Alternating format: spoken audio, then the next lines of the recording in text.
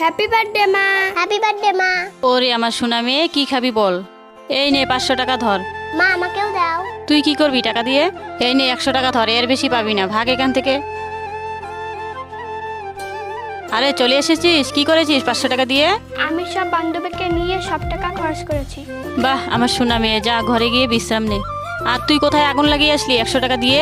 মা আমি তোমার জন্য জুতো নিয়ে আসছি। জুতো? জুতো দিয়ে কি হবে? তুমি যে সেদিন রাস্তা দিয়ে যাচ্ছিলে। মা উহ, মা তুমি তো ঘরে মোবাইলটা দেখে আসলে।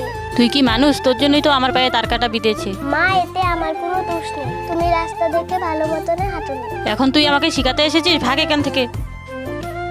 মা সেদিন তোমার পায়ে তার কাটা বেঁধেছিল, তোমার জুতোটা নষ্ট হয়ে গেছে, তাই আমি তোমার জন্য নতুন জুতো নিয়ে আসলাম। আমি তোকে খুব কষ্ট দিয়েছি সৎ মেয়ে বলে, তুই আমাকে ক্ষমা করে দে। মেয়েটি তার সৎ মায়ের সাথে কাজটি ভালো করলো না খারাপ করলো আপনারা কমেন্টে জানান।